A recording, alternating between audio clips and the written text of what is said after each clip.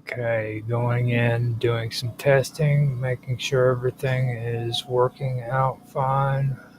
Today was weird. I didn't have like a 5, 4, 3, 2, 1 countdown, so I'm checking to see if everything is working before I get started and find out how the audio is going.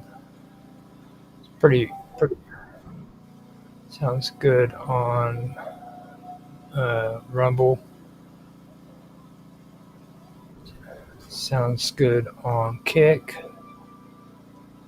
X is up and going. Let me see what it sounds like though.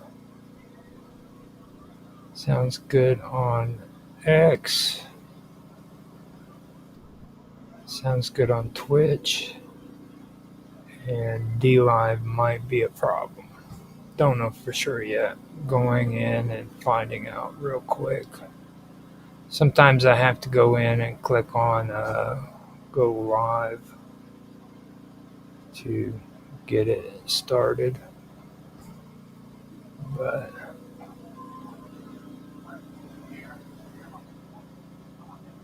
string key generated.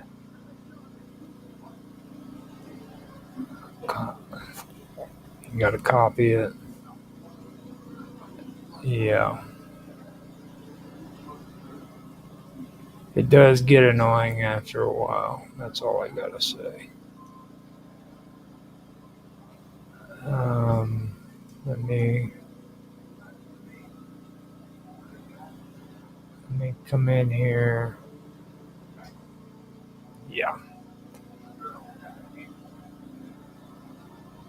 I'm gonna have to back out of my stream real quick.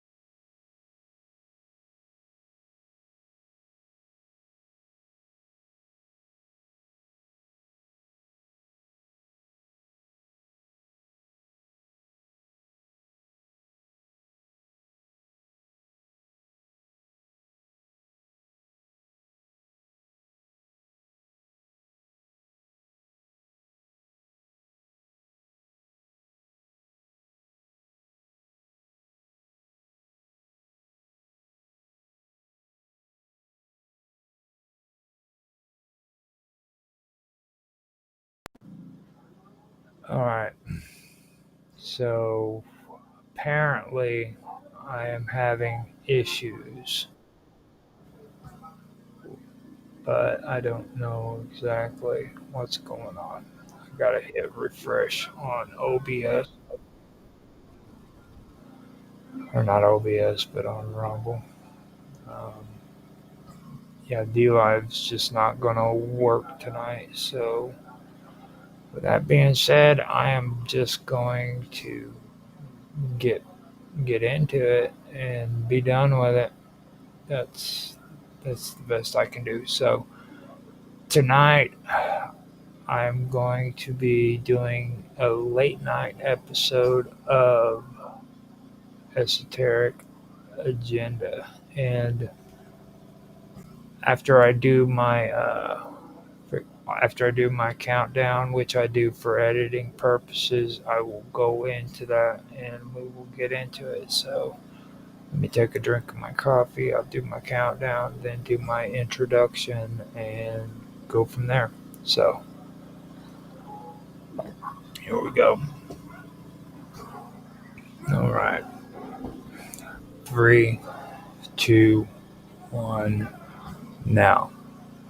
Hello, everybody, and welcome back to another episode of Esoteric Agenda on the wonderful world of weirdness, as well as on strange stories on YouTube and Rumble.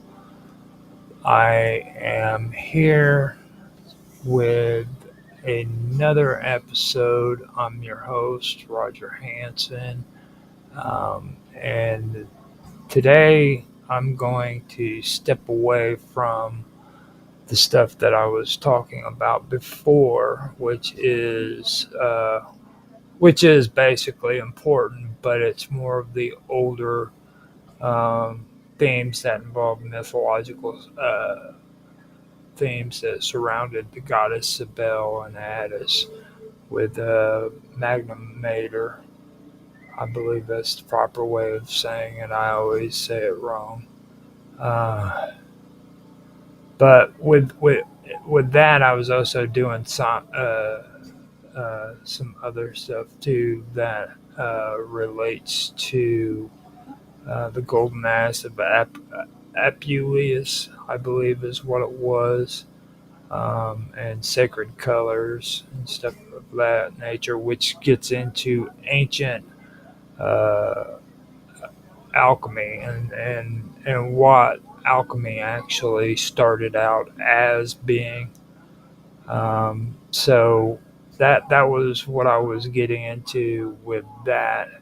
Um, Now that is that's introducing you to the basic concepts of what's going on there and um, how it all eventually progresses, things of that nature. I'm pretty much trying to go over some of the stuff that I was discussing earlier on, um, things that pertain to the Sibylline books. A thing that I do want to make a distinction between is the Sibylline books and the Sibylline oracles, because I have been putting short videos out on Rumble and on X2 that I've previously put out on Minds.com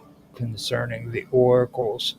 And I want to make a distinction between the two. There is a distinction between the Sibylline books and the Sibylline oracles. They aren't the same. Uh, they share a similar name and prophetic theme, but they're different in origin. Also, the purpose and the content is different as well. One being grounded around Gnostic Christian beliefs, that would be the oracles, whereas the Sibylline books they predated the oracles. So don't get those mixed up. That is very, very important when it comes to understanding this stuff. I went over Mount Ida, and the fact that there's actually two Mount Idas, one that's on Crete. That's the one where Zeus was supposed to come from. And then there's Mount Ida in what would be modern day Turkey. Um, that is also something that I did bring up. And we got into a lot of that previously. Now, what I want to do is I want to go further with this, and this is something that uh, discuss more modern interpretations of well, esoteric beliefs and stuff. And what I'm trying to do is trying to um, show the the symbolic meanings behind a lot of the things that you're hearing when you hear about the esoterics, and what they actually mean. Now, um, now I want to go into Sub Rosa. This is something that is more of a somewhat modern version of the esoterics. And with that, I want to talk about the concept of secrecy and what that means in the context of the esoterics. So, with that, I'm going to just get on with the topic and go from there. And I hope you guys enjoy. Um, so, here we go. Now, the symbolism of flowers has played a profound role in the cultural and spiritual traditions of many ancient civilizations. Among the most enduring and significant of these symbols are the lotus and the rose, both of which have served as potent emblems of secrecy, silence, and confidentiality. The journey from the lotus, especially in ancient Egyptian and Greco Egyptian contexts, to the rose in Roman and later Western traditions, reflects a fascinating evolution of symbolic language. We will explore the origins of the lotus as a symbol of secrecy, its cultural significance, and how it gradually transitioned into the rose, culminating in the Latin phrase sub rosa and its enduring association with confidentiality. The lotus flower holds deep meaning in Egyptian culture, where it is closely tied to concepts of rebirth, creation, and purity. In ancient Egyptian mythology and art, the lotus emerges as a symbol of the sun and regeneration because of its unique biological behavior. It blooms in the morning and closes at night.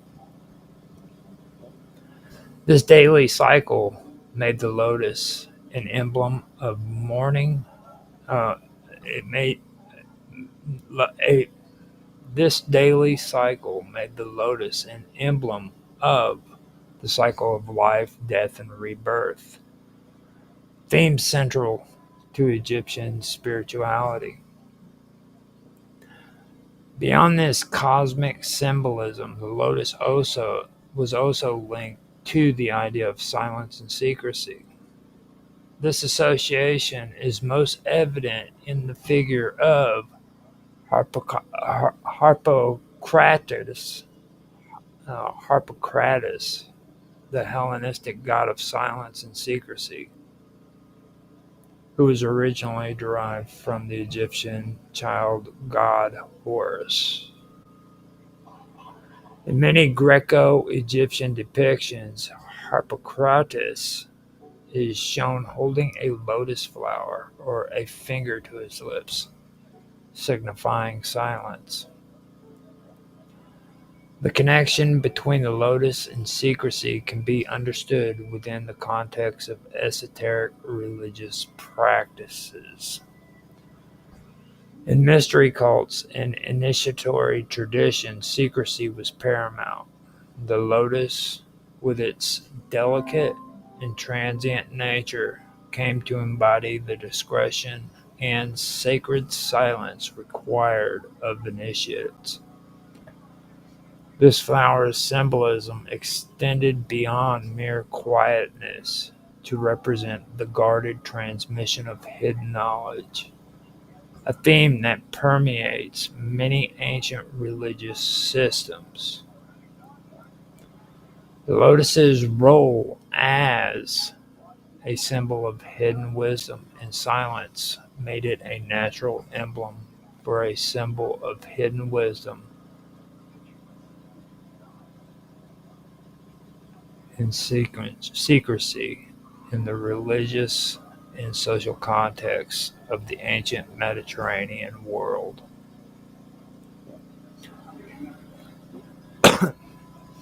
As Greco-Roman culture expanded and absorbed influences from Egypt and the Near East, the symbolic meaning of the lotus also migrated and transformed. The figure of Harpocrates, for example, became popular in Roman art and religion, but with some adaptations. While the lotus retained its connection to secrecy and silence, the Roman cultural context brought new symbols and nuances. One of the most significant changes was the introduction of the rose as the primary symbol of confidentiality. The rose, unlike the lotus, was not indigenous to Egypt, but held a special place in Roman and later European symbolism. It was associated with love, beauty, and the divine, especially linked to goddesses such as Venus and Flora. The delicate and fragrant rose, with its layered petals and thorns, became a metaphor for the complexity of hidden things, both beautiful and dangerous.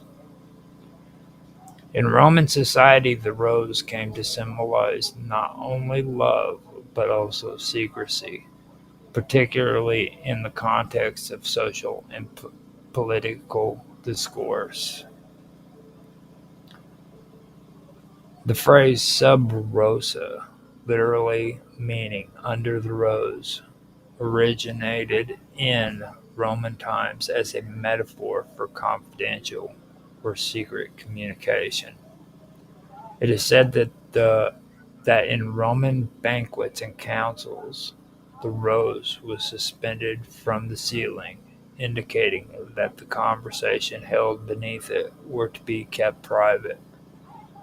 This practice may have had ritual roots, possibly linked to the goddess Flora or to earlier mystery traditions that emphasized silence and discretion. The rose therefore evolved into a visual and verbal sign that indicated the sacred or binding nature of confidentiality. Over time, the phrase became embedded in legal and social practices across Europe, symbolizing oath of secrecy and promises to keep information confidential. The transformation from the lotus to the rose as the key emblem of secrecy can be viewed as part of a broader process of cultural syncretism in the ancient Mediterranean world. As ideas, religions, and symbols moved between Egypt, Greece, and Rome, they were adapted and reinterpreted to fit new social and spiritual frameworks. The lotus's association with silence and the sacred was retained, but merged with the Roman rose's connotations of beauty and delicate protection. This synthesis allowed the symbolism to resonate with diverse audiences and contexts. One way to understand this tradition is to consider the practical and symbolic features of the two flowers. The lotus grows in water, emerging pristine and pure, symbolizing spiritual birth and transcendence, suitable for the esoteric and mystical traditions of Egypt. The rose, with its earthly growth on thorny bushes and vivid colors, was more relatable to the Roman and later European imagination, fitting themes of love, secrecy, and social bonds. The rose's physical characteristics, such as its thorns protecting and the delicate petals, metaphorically reinforce the idea of guarding secrets, beauty that must be protected and preserved by silence. In the Christian era, the symbolism of the rose expanded further, with Christian mystics and theologians interpreting the rose as a symbol of divine love and hidden knowledge. The phrase "sub rosa" was adopted in various monastic and clerical contexts to indicate confidentiality, especially in confessions and spiritual counsel. Although the lotus itself faded as a symbol in Western Christian symbolism, its spiritual essence, secrecy, purity, and hidden wisdom continued through the rose. Beyond the literal botanical transition, the underlying symbolic meaning remained remarkably consistent across cultures and eras. The concept of secrecy as a sacred trust, whether represented by the lotus or the rose, reflects the universal human understanding of the power and sanctity of hidden knowledge. Both symbols conveyed the importance of discretion, the preservation of mystery, and the respect owed to confidential communication. In addition to its verbal and ritual significance, the rose was frequently used in art and architecture to signify secrecy. In medieval and Renaissance Europe, the rose motif appeared in ceilings, carvings, and stained glass in chambers where secret meetings were held. This decorative use reinforced the phrase "sub rosa" and its meaning for audiences across time. The rose's role as a symbol of secrecy also extended into literature, poetry, and heraldry, making it a versatile and enduring emblem. It is important to note that while the rose took center stage in Western symbolism, the lotus has never entirely lost its significance. The Eastern traditions, particularly in Hinduism and Buddhism, lotus. Now, in Eastern traditions, particularly in Hinduism and Buddhism, the lotus remains a profound spiritual symbol, representing purity, enlightenment, and transcendence. In these contexts, secrecy is less emphasized than spiritual awakening. but the lotus's role as a sacred and powerful symbol continues unabated. Also, I'd like to point something else out that I think should be mentioned, and it's the lotus position that Buddha takes in most of the statues and everything that he is represented in. He's always sitting in the lotus tradition with his legs crossed in front of his genitals, and just not without being blunt. There is a connection there when it comes to love, and things of that nature, as well as sitting in the lotus position, which would indicate his secret space, his secret place. You know what I mean? So that's something else that you have to take into consideration. I joke about it with Jeffy Ryder on his show all the time, but it actually is a serious um, thing to look at. And you'll see it everywhere, where he's sitting there in the lotus position with his legs crossed. So, just wanted to put it out there. Now, with that being said, I want to read something to you. And this is kind of complex, so I do want everybody to forgive me if I mess this up. So, this is a quote that I took that I do want to read because it's a big example of some of the stuff that I'm going to go into next. So here we go.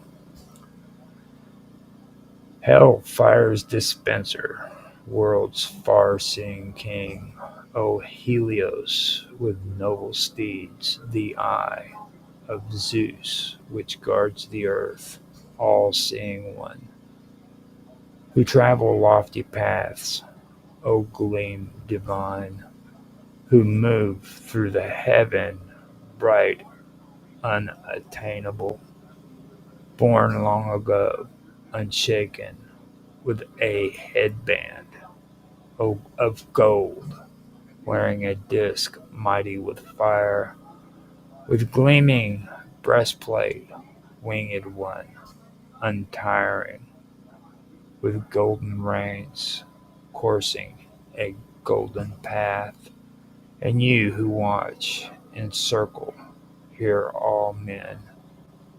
For you day's flame that bring the light give birth to dawn, and as you pass the midmost pole, behind you rosy ankled sunrise goes back to her home in grief. In front, sunset meets you and leads your teams of fire-fed steeds down into ocean. Night darts down in flight from heaven whene'er she hears the crack of whip that strikes with force around the horse's flanks. A-E-E O-Y-E, O scepter, bearer, leader of the muses, giver of life, come now to me, come quickly to earth. Aeolus, hair wreathed with ivy, and Phoebus, and Ambrosian mouth give voice to sing hell fire's guard. Araraka, I have a hard time with this. Arakakara, Epthesiskir, and hell Morai 3, Clotho, and Atropos, and Lachis 2. I call you who are great in heaven ere alike. Supreme ruler, you whom all nature serves, who dwell throughout the whole inhabited world, you whose bodyguard is the 16 giants, you who are seated upon the lotus and who light up the whole inhabited world. Forgive me if I messed that up. Well, I know I messed it up, but forgive me. Throughout ancient Mediterranean cultures, the figure of Aphrodite holds a complex and evolving place within religious, mystical, and esoteric traditions. While while often remembered primarily as the goddess of love and beauty, her role extends far beyond this popular conception, especially when examined through the lens of mystery cults, magical rites, and symbolic language that developed in the Hellenistic and Roman periods. A particular focus of this exploration in the iconography iconographic and symbolic transformation of sacred floral imagery from the lotus to the rose, and how this shift reflects deeper currents of esoteric meaning tied to secrecy, initiation, and divine feminine power.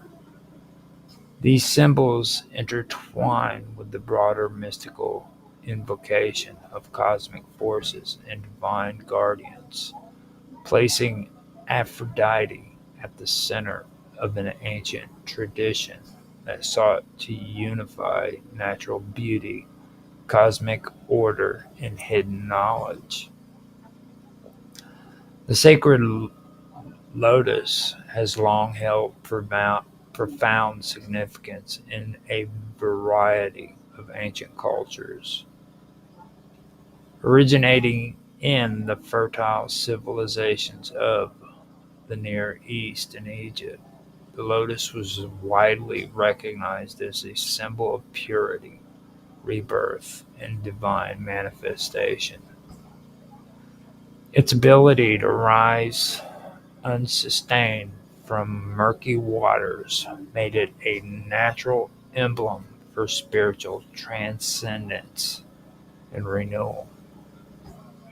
In these cultures, the lotus was often connected to solar deities and creation myths, representing the unfolding of life and the presence of the divine within the natural world. As religious ideas and iconography traveled through trade routes and cultural exchange, the lotus became a potent symbol in the Mediterranean, where it was incorporated into Greek and later Roman symbolic systems. In the Greco-Roman world, the lotus's symbolic value was adapted and merged with local traditions. Among these adaptations was its association with the divine feminine, particularly with goddesses who embodied aspects of life, fertility, and cosmic order.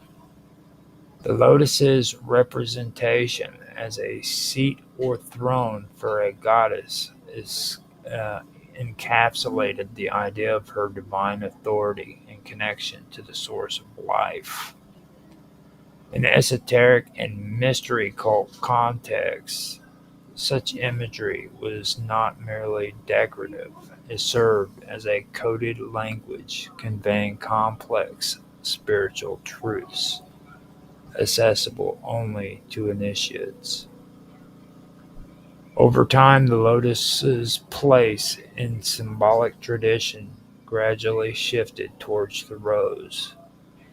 This tradition was influenced by evolving cultural preferences, botanical bo- botanical availability, and the growing symbolic significance of the rose in Roman religious and mystical thought. The rose, unlike the lotus, which is more commonly associated with eastern regions, was native and highly regarded in the Mediterranean basin. It became emblematic of beauty, love, and divine secrecy. Its layered petals came to symbolize the unfolding of hidden knowledge, and the rose was frequently linked to concepts of confidentiality and sacred trust. The phrase "sub rosa", meaning "under the rose", epitomized this symbolic transformation.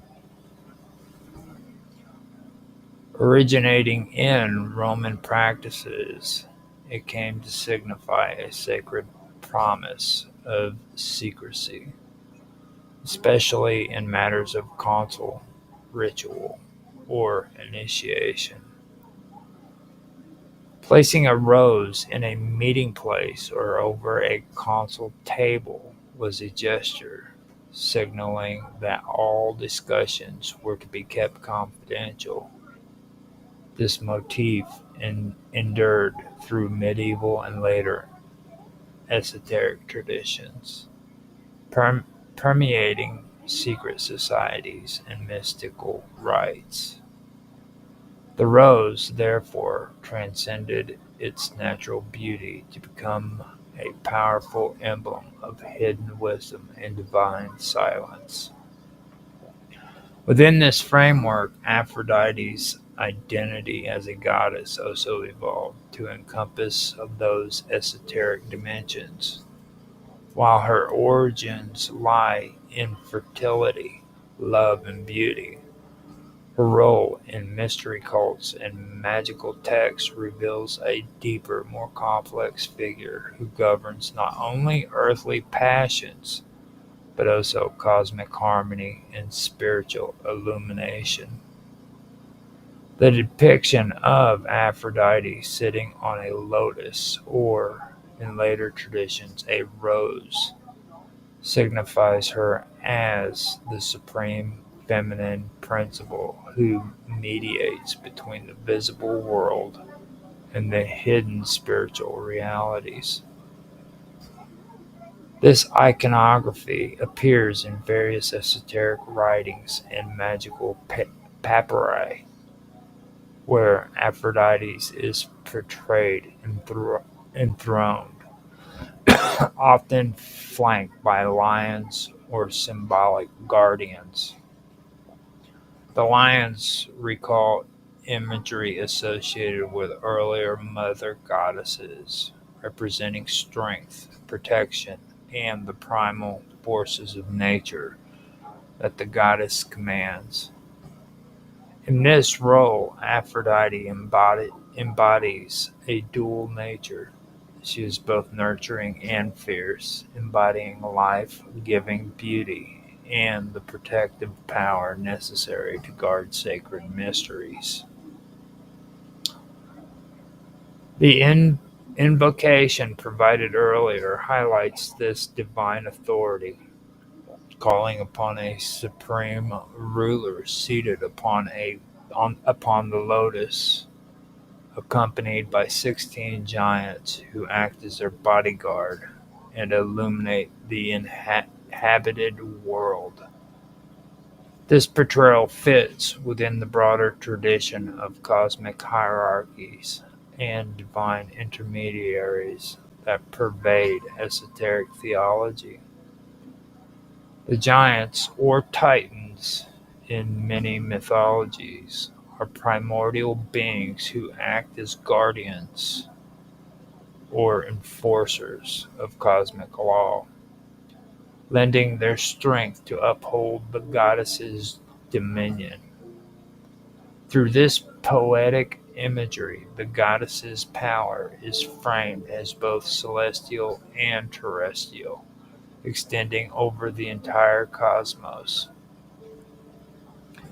Aphrodite's association with light and illumination in these texts also resonate with the symbolism of the lotus and the rose, both flowers representing unfolding light, literal in their bright colors and figurative in their spiritual meaning. They symbolize the process of enlightenment and revelation of inner truths, and the transition from ignorance to knowledge. Initiates who engage with rituals dedicated to Aphrodite or her associated mysteries sought not only favor in love and fertility, but also access to this illumination. The sacred floral imagery also connects with the theme of silence and secrecy. Just as the unfolding petals of the rose conceal the flower's heart, the goddess's mysteries were carefully guarded, revealed only to those deemed worthy. The use of the lotus and the rose as symbols of secrecy in these esoteric traditions emphasizes the importance of discretion, inner contemplation, and recognition that divine truths cannot be openly spoken, but must be experienced and preserved in silence. This theme of silence ties into the wider cultural practices of invoking divine feminine figures to maintain cosmic balance. The goddess's role as keeper of secrets reflects the understanding that wisdom is not merely intellectual, but deeply experiential and often beyond ordinary language. In many mystery traditions, the transmission of sacred knowledge was conducted through symbols, rituals, and allegories that transcended words. The lotus and rose serve as perfect metaphors for this process, representing the unfolding revelation that occurs gradually and delicately within the initiative. Furthermore, the transition from lotus to rose marks a shift from the Eastern to the Western Mediterranean cultural sphere, illustrating how symbols migrate and transform to fit new contexts and spiritual needs. The rose's ascendancy in Roman esotericism illustrates how local botanical and cultural factors influence the evolution of religious symbolism. Yet, despite this transformation, the essential qualities of the symbol, purity, secrecy, divine feminine power, and illumination, remain intact, demonstrating the continuity of esoteric ideas beneath changing surface forms. In addition to floral symbolism and enthronement of the goddess flanked by lions highlights another layer of ancient esoteric meaning. Lions are traditionally associated with strength, courage, and royal authority. Their presence alongside the goddess signals her mastery over both the wild forces of nature and the ordinary structure of society. This combination of nurturing femininity and fierce guardianship encapsulates the dual nature of divine power in mystery cults, where transformation requires both receptivity and strength. The 16 giants mentioned in the invocation may also connect to other mythological and cosmological concepts. In various traditions, groups of giants or titanic beings symbolize elemental forces or cosmic principles that sustain the order of the universe. Their role as the goddess's bodyguard implies that the divine order she represents is upheld by powerful agents who maintain the boundaries between worlds, protecting initiates who seek entry into sacred knowledge. Within this rich symbolic environment, Aphrodite emerges as a central figure, linking earthly beauty and passion to cosmic harmony and spiritual transformation. Her association with both the lotus and the rose reflects her multifaceted nature as goddess of love, light, and secret wisdom. The invocations, imaginary imagery. The invocation's imagery portrays her as a radiant queen of the cosmos, whose mysteries inspire awe, reverence, and initiation. This understanding broadens the perception of Aphrodite beyond popular culture, situating her within a long-standing esoteric tradition that spans centuries and crosses cultural boundaries. Through the lens of sacred symbolism, the goddess represents the unity of form and essence, visible and invisible, beauty and power, secrecy and revelation. The flowers upon which she sits are not mere decorations, but profound symbols of the spiritual journey and the unfolding of hidden truths within the soul. The symbol of secrecy, embodied in the rose's layered petals, corresponds to the secret teachings and ritual practices associated with the goddess's cults.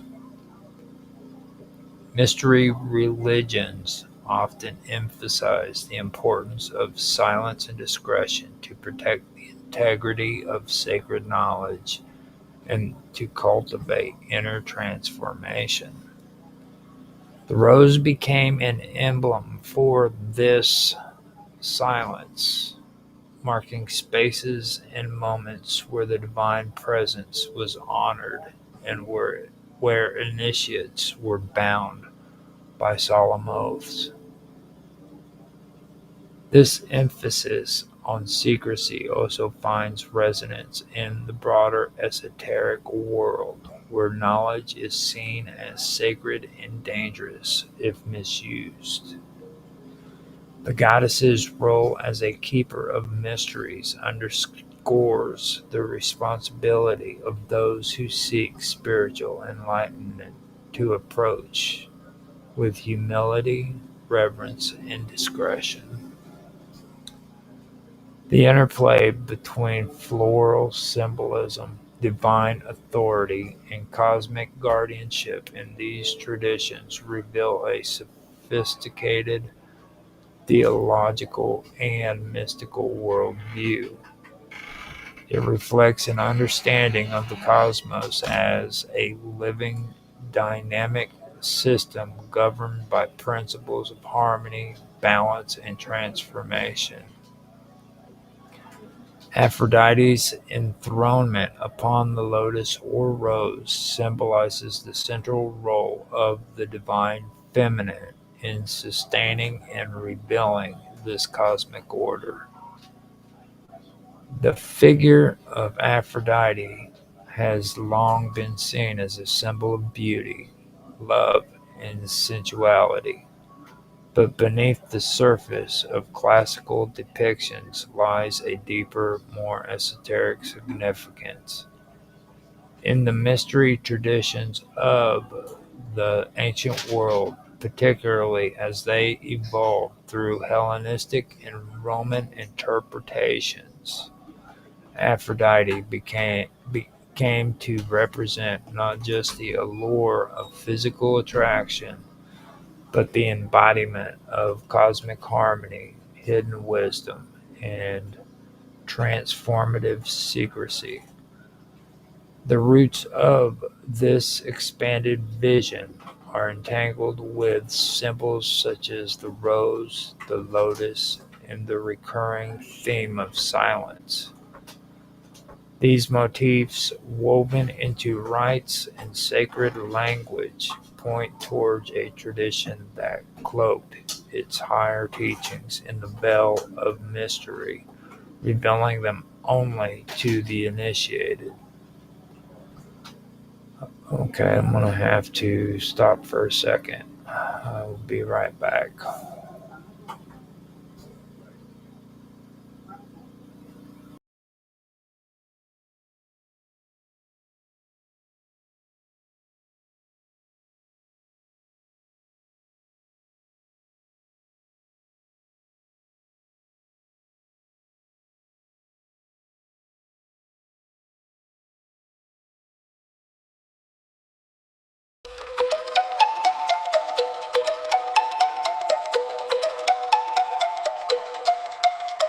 Awakening from an epic dream, awakening from the long dark night.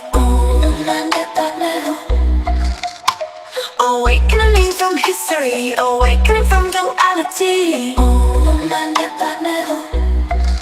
The liberation of the human soul to consciousness of the one and all. The activation of the sacred plan, the birthing of a new man. A new man.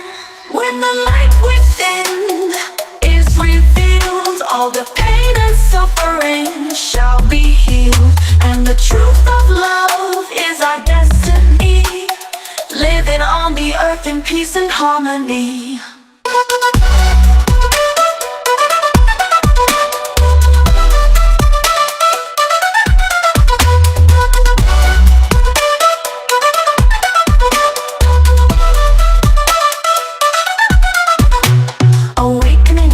Perceptions, awakening to the joy of life. Awakening to a new dimension, awakening to a paradise. The illusion of separation disappearing to unity, into the source of a high vibration, into the wonder of the mystery. A mystery. When the light within is revealed, all the pain and suffering shall be healed, and the truth of love is our destiny, living on the earth in peace and harmony.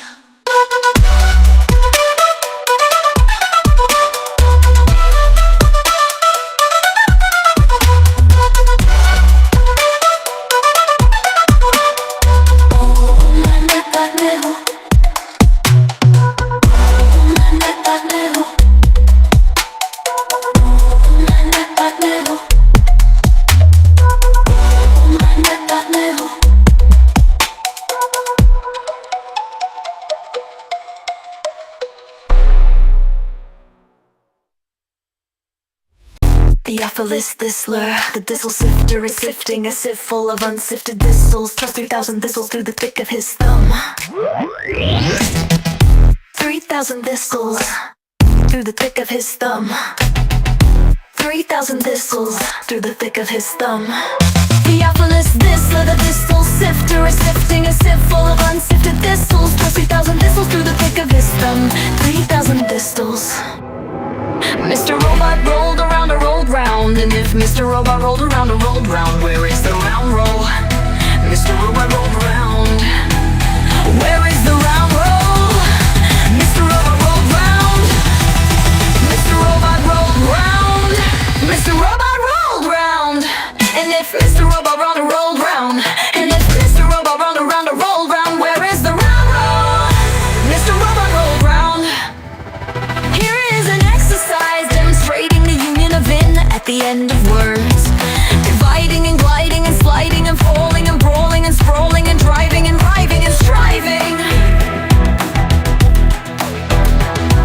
Dividing and gliding and sliding and falling and brawling and sprawling and driving and driving and driving. Theophilus Thistler, the thistle sifter, is sifting a sieve full of unsifted thistles. Plus 3,000 thistles through the thick of his thumb. Plus 3,000 thistles through the thick of his thumb. Plus 3,000 thistles through the thick of his thumb. Theophilus Thistler, the thistle sifter, is sifting a sieve full of unsifted thistles. Plus 3,000 thistles through the thick of his thumb. 3,000 thistles. Mr. Robot rolled around and rolled round, and if Mr. Robot rolled around and rolled round, where is the round roll? Mr. Robot rolled round. Where is the round roll? Mr. Robot rolled round. Mr. Robot Mr. Robot rolled around and rolled round, and if Mr. Robot rolled around and rolled round, where is the round roll? Mr. Robot rolled round. Where is the round roll? Mr. Robot rolled round. Where is the round roll? Mr. Robot rolled round. Where is the round roll? Mr. Robot rolled round. Where is the round roll? Mr. Robot rolled round. Where is the round roll? Mr. Robot rolled round. Where is the round roll? Mr. Robot rolled round. Hardly had his Hail Highness heard the easy hedgehog when he hit the humming bee by the hunter who had horrible beetles in the human hall. I love to hear the horse's hard iron hooves go hammer, hammer, hammer, hammer, hammer on the easy highway. I hit my horse hard. I'm hurrying around to hunt up hogs. Theophilus Thistler. Theophilus Thistler. Theophilus Thistler. Theophilus Thistler. Theophilus Thistler. Theophilus Thistler.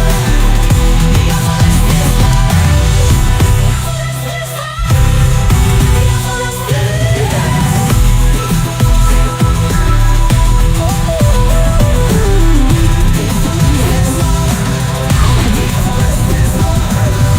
Theophilus Thistler, the thistle sifter, is sifting a sieve full of unsifted thistles. Plus 3,000 thistles through the thick of his thumb. 3,000 thistles through the thick of his thumb. Theophilus Thistler, thistle sifter.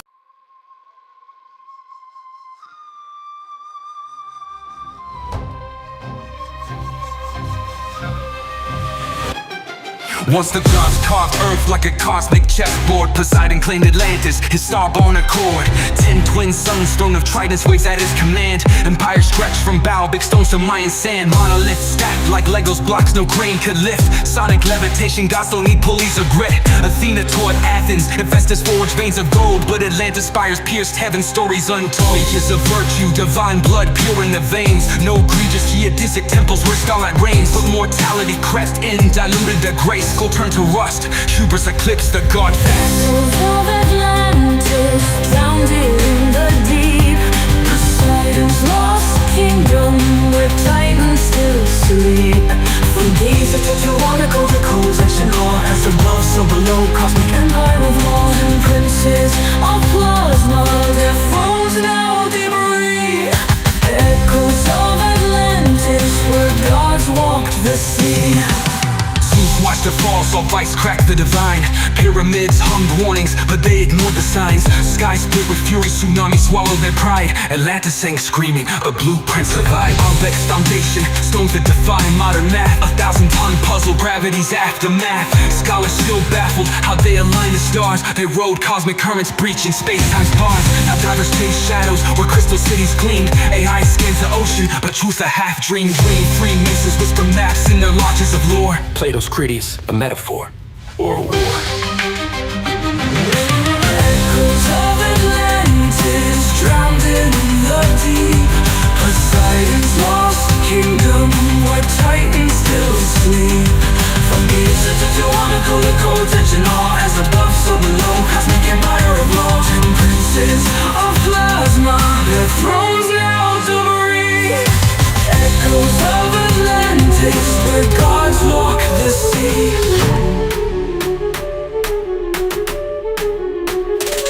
They say Poseidon's seed still flows in our veins. In every megalith, every grid that restrains. The Dogon chart Sirius, Templars guard the flame. But Atlantis tech, it's encoded in our DNA's frame. Zeus's verdict was fire, a flood in ice. Yet the Sphinx still stares, whispering sacrifice. Mortal minds crave power, but miss the design. True kings rule through resonance, not bloodline. Now decode the ruins, their psalms etched in stone. A star-born king's empire, now dust and bone. The hall of records buried neath Giza's cold gaze holds anti-gravity schematics from pre-flood days. Crystal engines hummed, Orgon fueled their might, till pride turned their frequencies dissonant blight. The Anunnaki fled, Mars colonies crumbled. Leviathan's bones in the Mariana rumbled. But Poseidon's ghost rides the Bermuda's mist.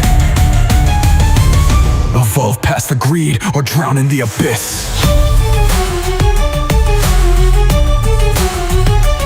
Tsunamis taller than gods crack continents like eggs. Jungles of Egypt drowned, turned to sand in Poseidon's regret. Mammals shrunk to lapdogs, skies choked by volcanic breath. Waves circled the globe thrice, 3 funerals for death. Up Nephistim, rode the arc of frequencies, not wood. Up Tetrahedron ziggurat where anti-grav pulses stood.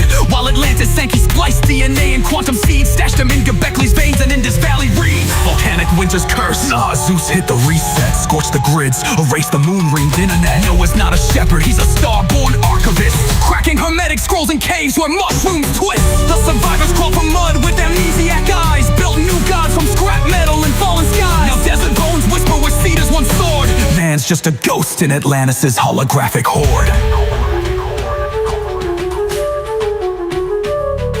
The flood wasn't water, it was math. A codex purge, Enoch's nightmares digitized in the cosmic surge. As above, so below, the blueprint stays true. Rise from the ashes or drown in what's new. The flood wasn't water, it was math. A codex purge, Enoch's nightmares digitized in the cosmic surge. As above, so below, the blueprint stays true. Rise from the ashes or drown in what's you. Echoes of Atlantis drowned in the deep, the deep. Poseidon's lost kingdom where titans still sleep. From Giza to Tiwanaku, their codes etched in awe. As above, so below, cosmic empire of law. 10 princes of plasma, their thrones now debris. Echoes of Atlantis, where gods walk the sea. So when you see Stonehenge, Angkor Wat spire, know Atlantis lives in the quantum choir. The gods were myths, their mentors in code. Rise from the ashes, or repeat what they owed.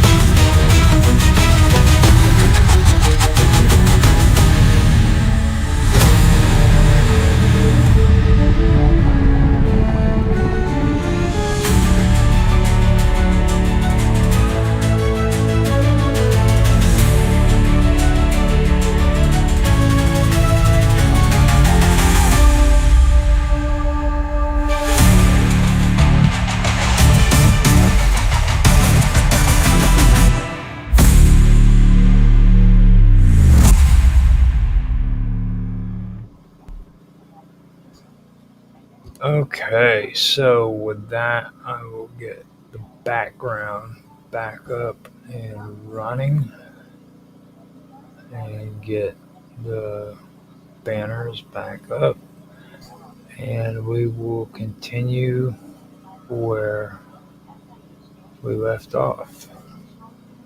That was brought to you by Mr. Robot, aka Columinati.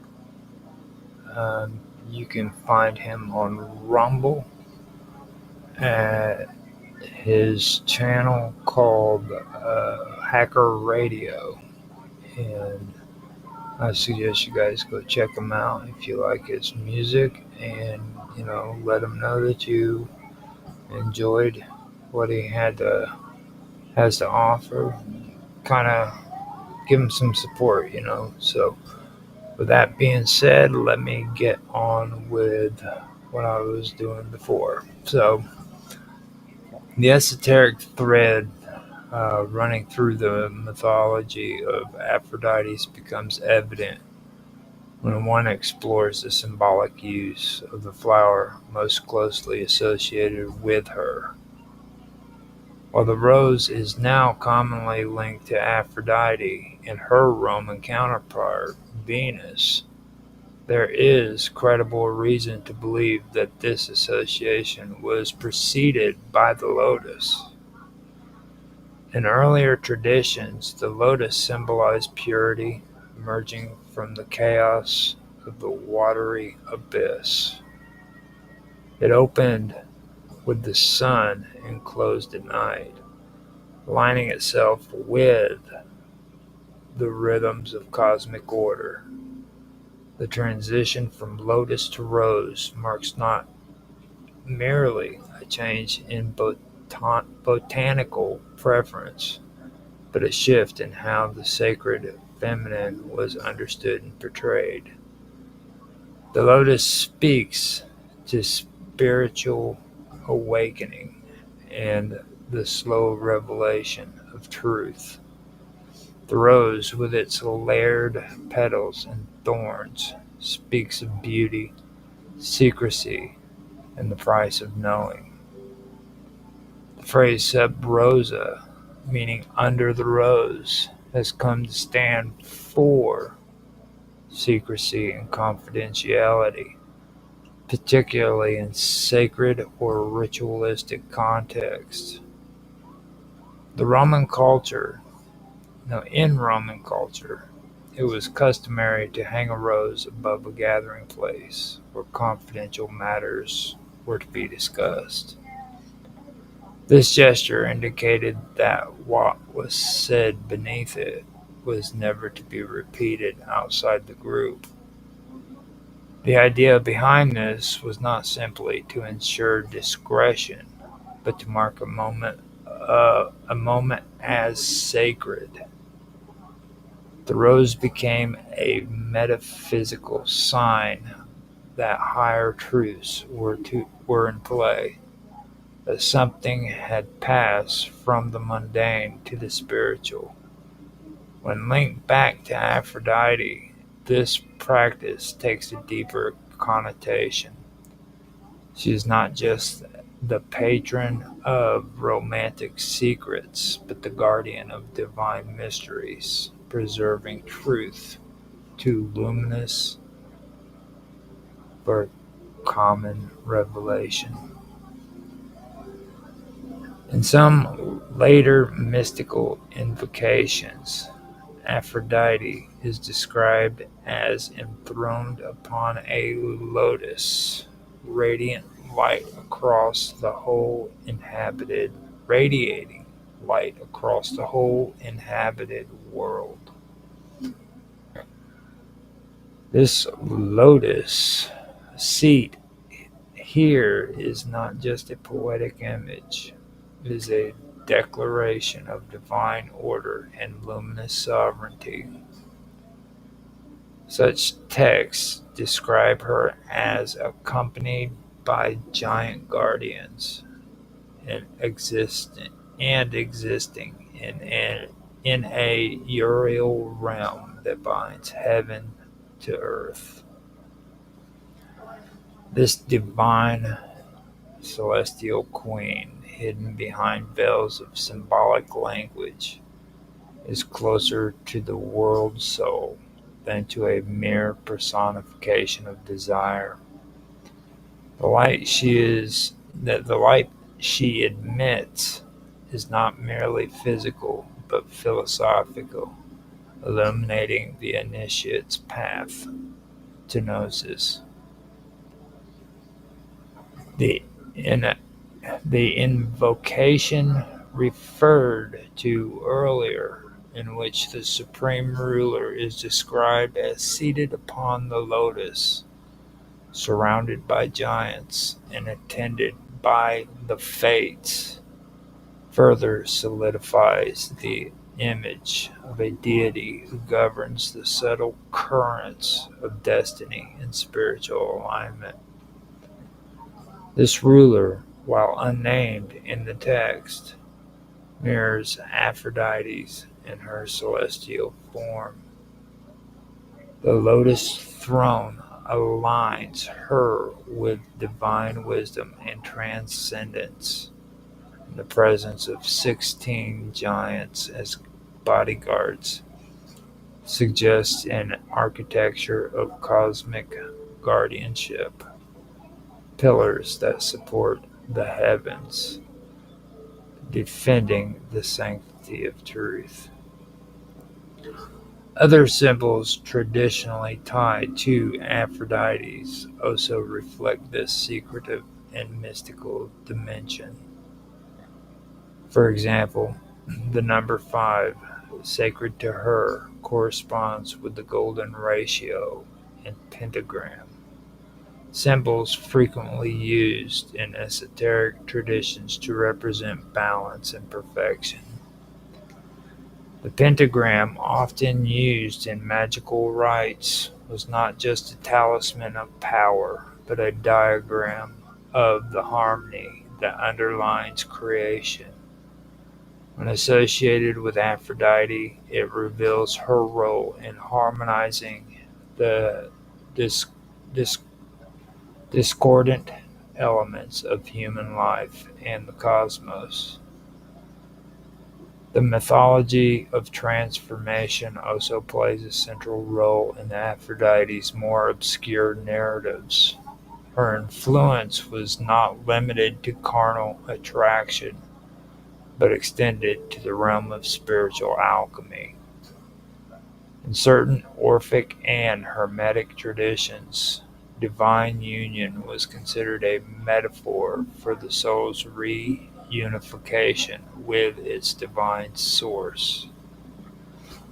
Aphrodite's mythic relationships, particularly with figures like Ares and Adonis, could be read as allegorical for the dynamic tensions between spirit and matter, love and war, life and death. In this interpretation, her love is not a passive sentiment, but an active force of reconciliation. Silence, too, was a powerful element in these mysteries. The gesture of placing a finger to the lips, unseen in statues, no, lip,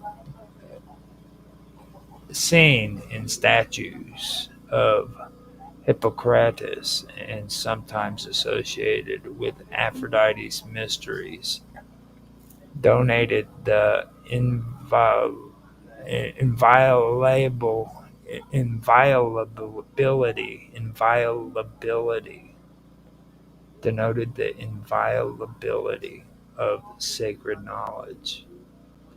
Whether holding a lotus or a rose, the underlying message was the same. What is known within the sacred circle must not be spoken without. This tradition found echoes of magical texts, invocations, and even an architectural design where hidden chambers and veiled sanctuaries served both physical and mystical or in symbolical purposes. The invocation texts, particularly those found in papyri and magical handbooks, often employ dense symbolic language to veil their true meaning. In these writings, Aphrodites may appear under code names, described with attributes traditionally assigned to cosmic rulers, soul guides, or initiatory forces. The reader is expected to decode her presence not through direct identification, but through resonance and correlation. When she is described as the one whose light illumines the world, or as seated upon the lotus surrounded by guardians, the symbolism is layered with theological implications. She becomes both gate and guardian, revealing and concealing in the same breath. The notion of the one and the whole, a concept found in Ptolemaic and Hermetic philosophy, correlates with Aphrodite's deeper symbolic role as the force that draws all things together in harmony. She reflects the principle that all multiplicity is, in essence, a unity. This philosophical view transforms her from a mythological figure into a metaphysical principle. She is not merely the goddess of love, but the living embodiment of attraction, synthesis, and universal cohesion. From this perspective, the lotus and rose are more than botanical symbols, they are metaphysical diagrams. The rose, with its tightly furled core and expanding layers, represents the path from ignorance to enlightenment. Each petal must be peeled away, each layer contemplated and absorbed. The lotus, with its emergence from mud and bloom above water, symbolizes the elevation of consciousness from the base to the transcendent. These images are not interchangeable, but rather complementary aspects of the same mystery. The rose guards the entrance to truth. The lotus carries the soul across the threshold. In the fusion of these transitions, the goddess once known for her beauty and seduction is recast as the veiled mistress of initiation. Her rites, once thought of as purely celebratory or erotic, take on the contours of sacred drama. The kiss becomes a transfer of breath and essence. The mirror reflects not the face, but the inner self. The silence is not absence, but presence held in reverence. Such reinterpretations did not disappear with the fall of ancient mystical and esoteric systems.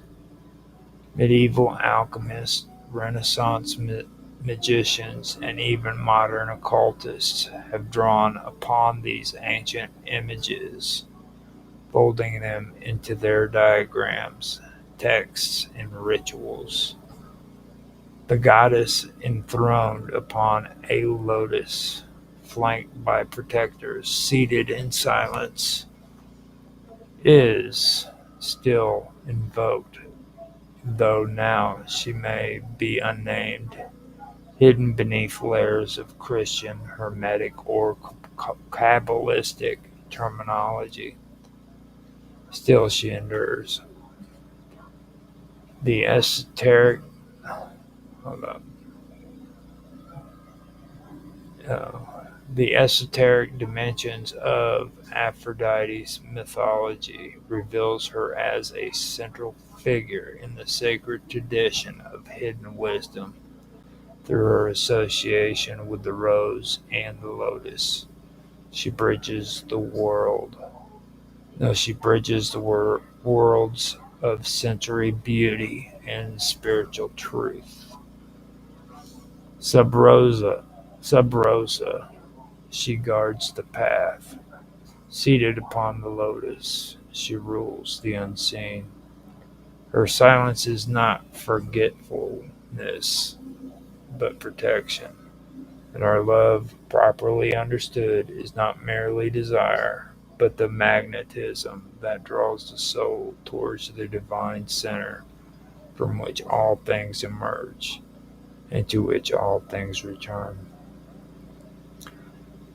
The rose, long regarded for its captivating beauty and fragrant aroma, became one of the most enduring symbols of esoteric and mystical traditions. It was not merely admired for its outward appeal, but for the deeper symbolic resonance it held across numerous philosophies, spiritual movements, and secret orders. The petals of the rose, tightly curled into layers that slowly unfurl, mirrored the hidden depths of truth, knowledge, and the self.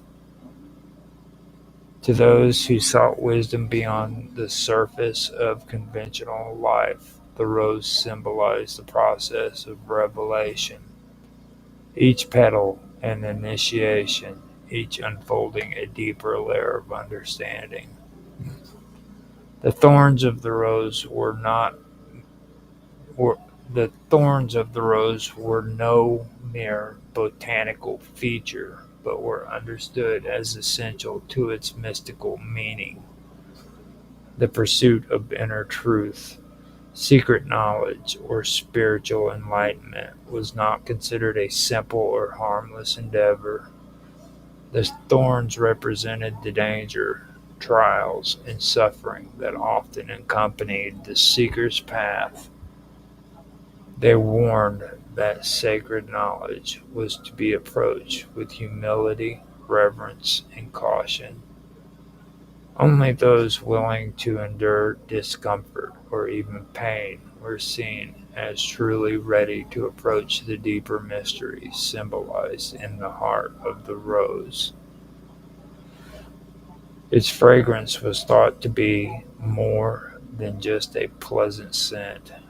In mystical literature, fragrance often denoted the unseen or spiritual essence, and the rose's perfume was interpreted as the emanation of the divine or the unseen truth. A flower that could be seen, touched, and smelled was understood to bridge sensory experience with hidden reality, an echo of how the material world can contain spiritual meaning. Among initiatory groups, the rose often appeared in veiled symbolism. In alchemical texts, it could represent the secret of transmutation, the elusive philosopher's stone, or the soul's journey through purification.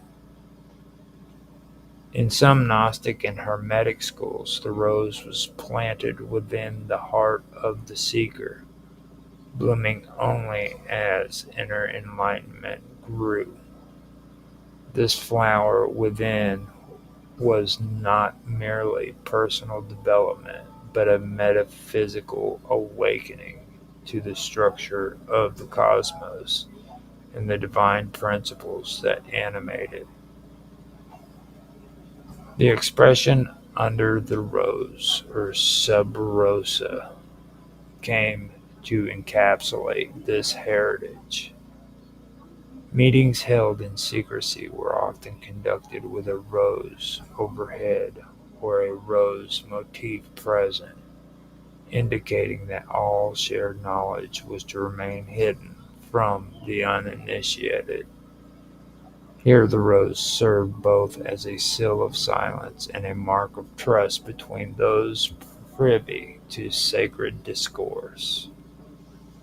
It wasn't just secrecy for secrecy's sake. It was the recognition that certain truths could not be spoken plainly or profaned by careless use.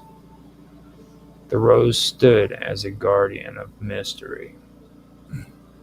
When depicted in art and ritual, the rose often occupied a central space or was shown intertwined with other symbols. For example, a rose at the center of a cross was a motif that came to represent the union of the earthly and the divine, of suffering and transcendence, of matter and spirit. Each interpretation, each image of the rose in different traditions still carried the tension between revelation and concealment, beauty and danger, fragrance and thorn. So, yeah, that is all of it. Sorry that I had to take a break and step away. We had some audio issues in the background that I had to mute out and let take care of itself. I hope you guys did enjoy. This is another late night stream of Esoteric Agenda.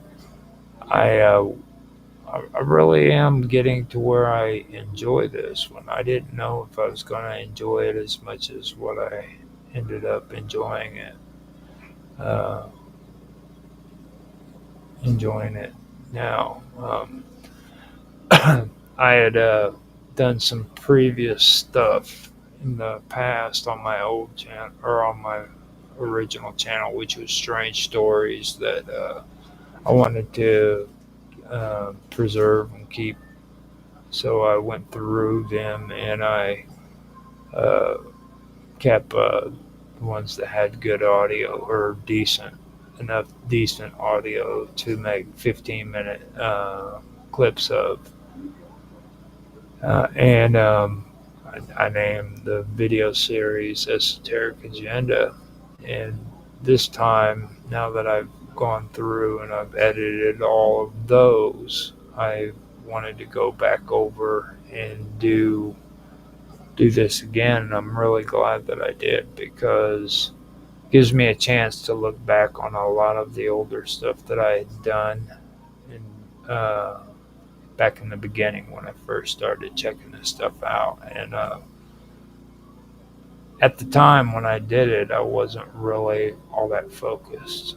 I can see that now, and I'm glad that I'm doing it now, because it seems that I have more focus on the things that I'm researching, and that I'd researched back in the past, and I'm really getting into this and how it's unfolding. No pun intended, but it is pretty interesting, and I do like it. So, yeah, I'm pretty happy with it. If you guys want to check out the older episodes that I have pertaining to the Esoteric Agenda, you can catch those on Rumble. You can also catch those on YouTube. I have them on Rumble with the Wonderful World of Weirdness, as well as the Wonderful World of Weirdness on YouTube. And I have the episodes also uploading on my original channel, which is Strange Stories. And I did those back whenever I called my channel The Strange, The Bizarre, The Unusual. I like it. The little strip that's running down there with the demonic white face and all of that is the original video stream that I had when it was named that. So I wanted to keep that and make it a part of the series this time around because I guess I'm a big romantic or something like that.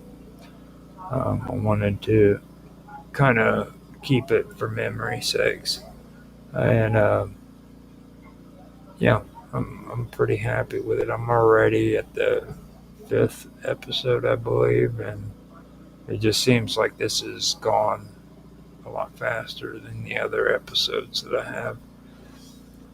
So, with that being said, I'd like to thank everybody for watching ahead of time or the ones who are watching right now. It doesn't look like I have any comments that I have to respond to, which I am completely happy with.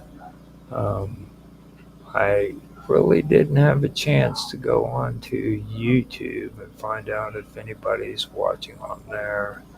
I guess I could go and do that real quick, but let me go ahead and do that, and then I can end the stream.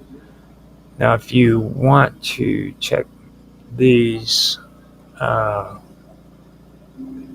or my episodes out, you can check them out on the Wonderful World of Weirdness, like I said, on Rumble and on YouTube. You can also check them out on my streams that I do as Roger Hansen or Roger underscore Hansen on, I believe, Kick, D Live, and on X. Now on X, I'm Roger Hansen at ROGLOL1973. I am also infamous. No, wait, yeah, I believe on Twitch I am infamous 1969. Yeah, that's what it is. And then on X, I'm Roger Hansen at ROGLOL1973. Now on D Live, I am just Roger Hansen. You can check me out there too. And I believe that covers all of it. Now on on Kick, I'm just Roger underscore Hansen. So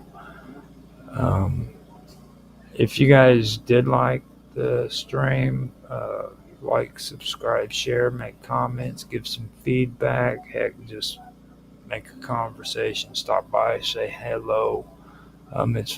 It's really important that you take time to put a comment into people's streams. Believe it or not, you'll hear everybody always talking about algorithms and things of that nature, which is important. But trust me when I say that comments are just as important. It shows the platform that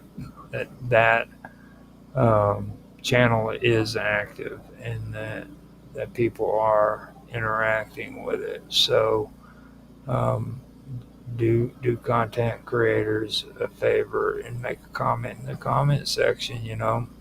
Besides that, I'm on Rumble and I get tired of getting comments from just bots wanting me to buy viewers and improve my channel, which is ridiculous. I enjoy having conversations with you guys. I really do. So if you do make a comment to me, let me reassure you, I will respond to them as long as you're not being a troll.